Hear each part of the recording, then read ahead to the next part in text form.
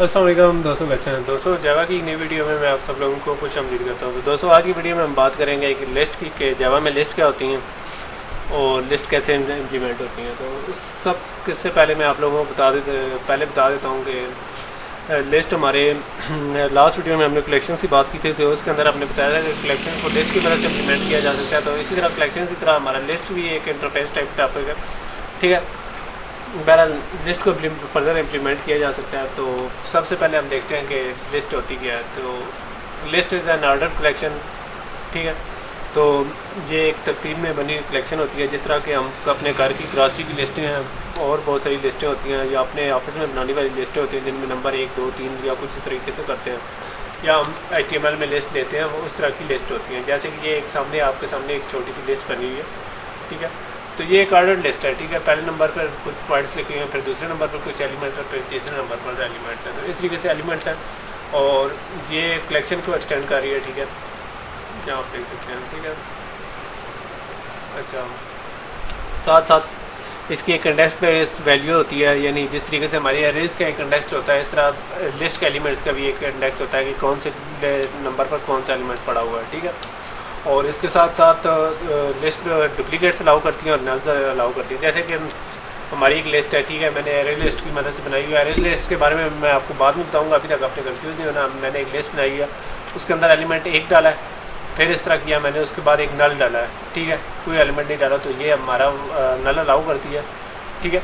और इसके बाद मैंने इस तरह किया कि लिस्ट में 2 डाला और फिर मैंने 2 डाला, ठीक है। तो इस तरीके से हमारी डुप्लीकेट हो गया। नल मैंने सिर्फ एग्जाम्पल के लिए दिया है, ये भी हो सकता है कि हम उसमें कुछ चीज़ ही न डालें उस इंडेक्स पे, तो हमारा शायद वहाँ भी नल हो सकता था। लेकिन ये चीज़ें बाद में मैं कंफर्म करूँगा, अभी आपने कंफ्यूज नहीं होना। आपने सिर्फ लेना है कि इसके अंदर नल्स भी अलाउ हैं और डुप्लीकेट्स भी अलाउ हैं, ठीक है, लिस्ट के अंदर। तो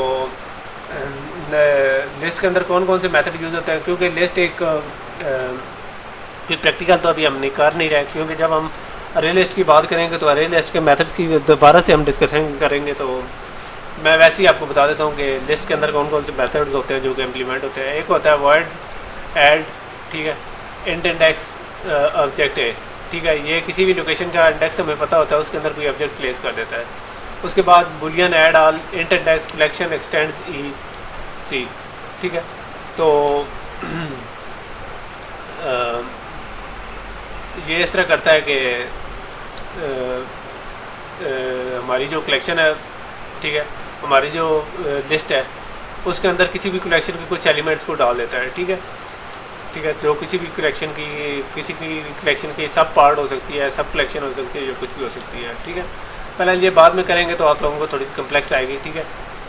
और जो हम इंडेक्स दिया होता है वहीं ये चीज़ें स्टोर करती है, ठीक है, वहीं अपेंड कर देती है, ठीक है, एलिमेंट्स को वहीं डाल देती है, ठीक है। कितने एलिमेंट हैं वो ऐड आल है, यानी तमाम एलिमेंट्स जो कि हमें इन ऐड होते हैं, ठीक है, ठीक है। तो इतना कंफ्यूज नहीं होना आप लोगों ने। उसके बाद है ऑब्जेक्ट गेट इंट इंडेक्स, यानी उस इंडेक्स से हमें जो ऑब्जेक्ट चाहिए होता है हम ऑब्जेक्ट टाइप कर लेते हैं, ठीक है। और इसके बाद हम टाइप कास्टिंग करके उसको उसकी अपनी क्लास के हिसाब से सेट करते हैं। लेकिन ये मैं आप लोगों को इंट्रोडक्टरी सी वीडियो दे रहा हूँ। एंड लास्ट इंडेक्स ऑफ, ठीक है। तो ये होता है कि ये एलिमेंट्स वो ये इस तरह करता है कि हमारी लिस्ट को चेक करता है और देखता है कि हमारी लिस्ट में आखिरी मरतबा ये वाला एलिमेंट कहाँ आया था। अगर नहीं आया होता तो -1 रिटर्न कर देता है। एंड इंडेक्स ऑफ ऑब्जेक्ट है, ठीक है। तो ये बताता है कि हमारा एलिमेंट फर्स्ट टाइम हमारी लिस्ट में कहाँ आया था, ठीक है। तो अगर ना आया हो तो -1 से बता देता है। ऑब्जेक्ट रिमूव इंट इंडेक्स, ठीक है। तो हम इंडेक्स नंबर पे देते हैं और वहाँ से हमारे ऑब्जेक्ट को रिमूव कर देता है, ठीक है। तो ई सेट इंट इंडेक्स ई एलिमेंट, तो ये इस तरह करता है कि हम उसे एलिमेंट देते हैं तो वो उसी स्पेसिफिक इंडेक्स जो कि इंट इंडेक्स में इंडेक्स होता है वहाँ जाता है और उस एलिमेंट को रिप्लेस कर देता है, ठीक है। और इसके बाद है list e sublist int from index int to index, ठीक है। तो ये इस तरह करता है कि इस इंडेक्स से लेके उस इंडेक्स तक की यानी एक सब लिस्ट बनाता है, ठीक है। तो उसकी सब लिस्ट रिटर्न करता है। उसके बाद है लिस्ट रिट्रेटर, ठीक है। ये लिस्ट रिट्रेटर एक लिस्ट का एक फंक्शन है, एक फंक्शनैलिटी है जिसकी मदद से हम लिस्ट को आगे भी जा सकते हैं और पीछे की तरफ भी मूवमेंट कर सकते हैं। तो इसके बारे में मैं आपको बाद में बताऊंगा, ठीक है। तो अभी आप लोगों ने कंफ्यूज होना, तो अभी हम लिस्ट देख लेना कि हमारी लिस्ट इंप्लीमेंट कैसे होगी। यानी ये हमने लिस्ट के बारे में बातें की हैं, शायद मेथड्स बताना ज़रूरी नहीं था। ठीक है, लिस्ट हम लिंक लिस्ट से भी करेंगे, अरे लिस्ट से भी करेंगे, वेक्टर करेंगे, वेक्टर कैसे इंप्लीमेंट होगा वो स्टैक की मदद से होगा, और इसके अलावा भी काफ़ी सारी हैं जो शायद अगर हमें टाइम मिला तो हम उन पर बात करेंगे।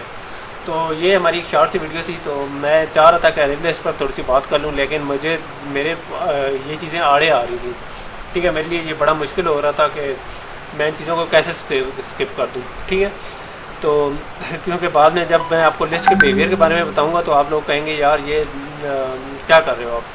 ठीक है, तो मैं सिर्फ यही बताना चाह रहा था कि लिस्ट हमारी इस तरह की होती है, तो आप कम से कम आपके बारे में आपके पास लिस्ट का एक छोटा सा कंसेप्ट होगा, तो आप इसको अच्छे तरीके से समझ सकेंगे। तो नेक्स्ट वीडियो में हम अरे लिस्ट के बारे में बात करेंगे। उम्मीद है आप लोगों को वो वीडियो पसंद आएगी। तो नेक्स्ट वीडियो तक इजाज़त दीजिए, अल्लाह हाफ़िज़।